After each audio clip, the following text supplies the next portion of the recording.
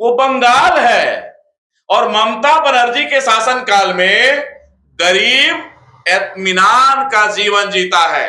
लोग कहावत कहते हैं कि गरीबों की शहर बंगाल है। ऐसे प्रधानमंत्री को सोचना चाहिए कि ममता बनर्जी का शासनकाल वहां बहुत अच्छा है, हमें भी इस देश में महंगाई को कंट्रोल करना चाहिए। सर क्या कहिएगा, अभी बंगाल चुनाव को लेकर जिस तरीके से देखा जा रहा है कि वहां पर भाजपा के दिग्गज नेता और कई राज्य के सीएम, साथ ही भारत के प्रधानमंत्री, गृह मंत्री वहां पर डेरा डाले हुए हैं, क्या मामला है सर? घबराए हुए हैं लोग। श्री ममता बनर्जी के शासनकाल से और वहां की व्यवस्था से बिहार में जो इन लोगों ने गेम किया, हो सकता है आने वाले समय में बंगाल के साथ भी ऐसा। लेकिन बंगाल में, और हमें लगता है कामयाब भी हो जाएंगे लोग, क्योंकि टोटल तंत्र उनके पास है। यहां सीमा पर क्या हो रहा है इस बात की चिंता नहीं है। और स्वयं गृह मंत्री,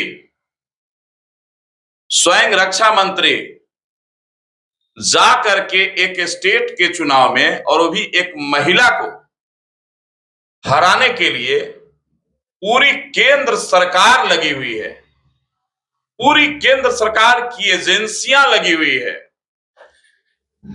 जितने फोर्सेस गिराए गए हैं बंगाल के चुनाव में, मिसयूज हो रहा है।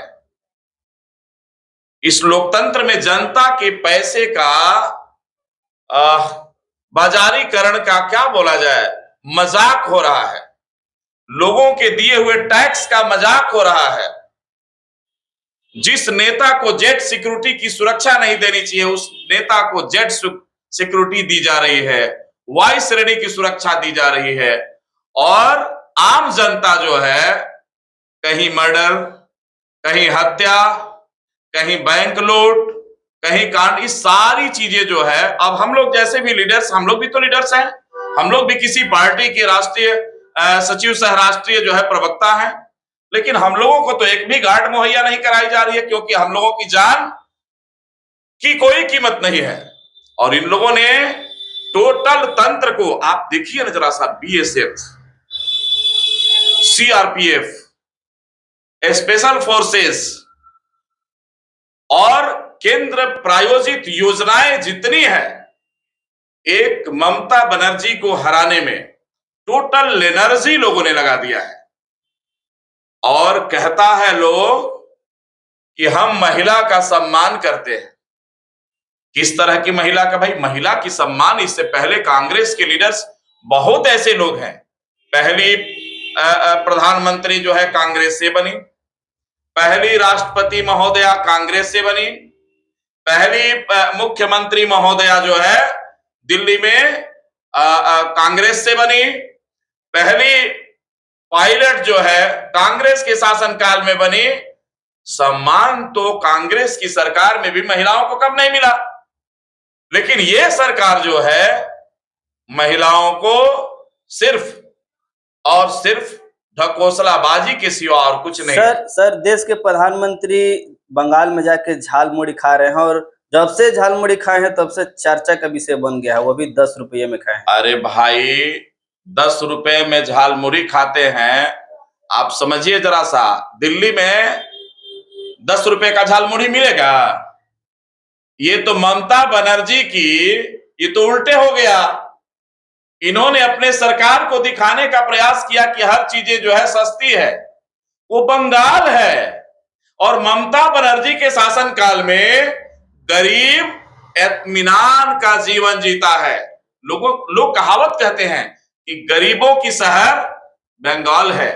और बंगाल की नेत्री सीएम के रूप में माननीय ममता बहन जो है, आप समझिए ना जरा सा, इस देश का प्रधानमंत्री को जब भूख लगती है तो जाकर के बंगाल में 10 रुपए का झालमुड़ी खा लेते हैं। आप समझिए जरा सा, बंगाल की व्यवस्था, इससे सुदृढ़ीकरण का और बंगाल की महंगाई का पता स्वयं भी लगा सकते हैं कि 10 रुपए में झालमुड़ी खा करके और अपना पेट पाल सकते हैं, भर सकते हैं। ये लानत है। ये ऐसे प्रधानमंत्री को सोचना चाहिए कि ममता बनर्जी का शासनकाल वहां बहुत अच्छा है, हमें भी इस देश में महंगाई को कंट्रोल करना चाहिए, है कि नहीं? पत्रकार साहब, इस पर आप लोग एनालिसिस करें। सर, तो वहां पर चुनाव है और आज प्रथम चरण का चुनाव हो भी रहा है, तो क्या लग रहा है कि वहां पर किसकी सरकार बनेगी, भाजपा ही कि टीएमसी? देखिए ये भाई, अभी जितना तंत्र है, जिसने अपनी टोटल शक्ति और एनर्जी लगा दिया, हिंदुत्व की बात करने वाले लोग जा करके ये अंधभक्तों को सोचना चाहिए कि बड़ी हंसी आ रही है। यहाँ मांस मछली और सब पर जो है बैन लगा देते हैं लोग, और वहां अनुराग ठाकुर जाके कह रहे हैं जिसको जो खाना है खाइए, वो तो मछली और मीट जो है आराम से जो है दबा रहे हैं। कभी कभी मनोज तिवारी को भी देखते हैं आप जो है दबा के मछली खाते हुए, आपने कभी देखा है कि नहीं? वो तो मनोज तिवारी कह रहे हैं कि हम 2 ही चीज खाते हैं, एक तो लिट्टी चोखा और दूसरा मछली भात। आप सोचिए जरा सा। और अंधभक्त कह रहे हैं लोग कि ये सब जो है हमारे भारतीय संस्कृति को अपमान करने वाला भोजन है। बीफ पर कितना लोगों ने किया, सनातन धर्म पर प्रहार कुठाराघात प्रहार है। लेकिन आप इस बात को सोचिए, खैर मैं वहां का नहीं जाना चाहता। ये लोग वोट बटोरने के लिए ये एक रणनीति है, ये एक नीति है। इस नीति में और इस नीति को जनता को भ्रम में डालने का एक षड्यंत्र है। लेकिन अंदर में जो तंत्र काम करेगा, जो बिहार में काम किया, जिस तरह से माननीय चुनाव आयोग को मैनेज करके, चुनाव आचार संहिता लगने के दौरान भी पैसा दे करके, लोगों को जो है थोथली बयानबाजी दे करके। अब देखिए ना, इस भारतवर्ष के माननीय गृह मंत्री जी कहते हैं कि हम गाय और भैंस वहां दान देंगे। क्या कहते हैं, बंगाल के लोगों को। भारत महंगाई के आलम से जूझ रहा है। बिहार में आए दिन अपराध का ग्राफ बढ़ रहा है, और आप बंगाल में शांति स्थापित करने के लिए जाते हैं, टोटल टुकड़ियों को लगा करके। ये जनता का पैसा है। माननीय गृह मंत्री जी कहां भूल रहे हैं कि आप अपने एक स्टेट के चुनाव में आप गृह मंत्री हैं, आप इस देश के मालिक हैं, आप इस देश की जनता के जो है रक्षक हैं। बंगाल की जनताओं के लिए सर क्या संदेश रहेगा? बंगाल की जनता अपने विवेक का इस्तेमाल करे, झूठी बयानबाजी और थोथली बयानबाजी और बहकावे में ना आए। बहुत लोग जाके यहां से कह रहे हैं, अभी 2 दिन जन्म लिए हुए हुआ सदन का मेंबर बन गया, लोग कह रहे हैं कि बंगाल में तो हम अपने आप को असुरक्षित महसूस कर रहे हैं। आपने देखा, अभी मैं नाम नहीं लूंगा, मैथिली ठाकुर की बात करें सर। अरे भाई, मैथिली ठाकुर वगैरह कौन, मैं नहीं जानता। ये सब जिसको जो है संवैधानिक कोई जानकारी नहीं है। इससे पहले वहां आपको मालूम है, आप जाकर के वहां बड़े बाजार में देखिए, महिलाएं सुरक्षा, महिलाओं की सुरक्षा इतनी कड़ी है कि आराम से दिन और रात एक हुआ है, और कभी भी महिलाएं वहां जो है, आप ये बताइए, जितना बलात्कार, जितना लूट, जितना डकैती बिहार में हो रहा है, उत्तर प्रदेश में हो रहा है, महिलाएं, हम तो कहेंगे मैथिली ठाकुर जी से कि आप मणिपुर चले जाइए ना, वहां बहुत ज्यादा सुरक्षित जगह है, महिलाओं के साथ सुरक्षा की बात होती है।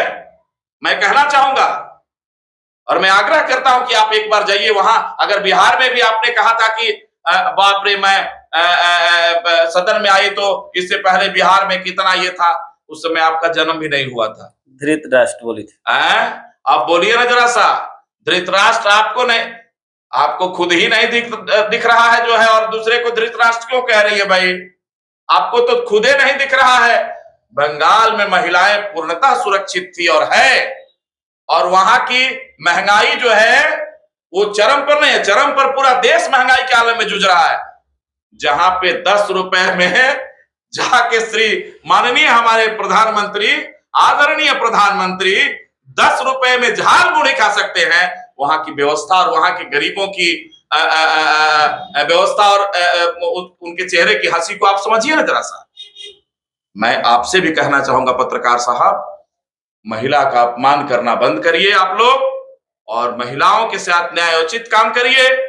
आप अगर ऐसा करते हैं, बंगाल में पूरी टीम लगा करके, ये देश का टैक्स का पैसा है, मिस यूज मत कीजिए, इस देश को महंगाई के गर्त से बचा लीजिए।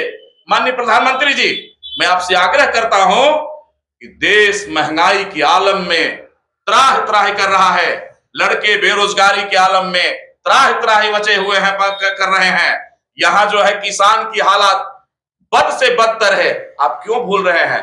मीडिया के सवालों का आप जवाब देने से बचते हैं। एक स्वतंत्र नेता का, एक अच्छे लीडर और प्रधानमंत्री का कर्तव्य बनता है कि हम जनता के सवालों का जवाब दें, न कि केवल अपने मन की बात करें।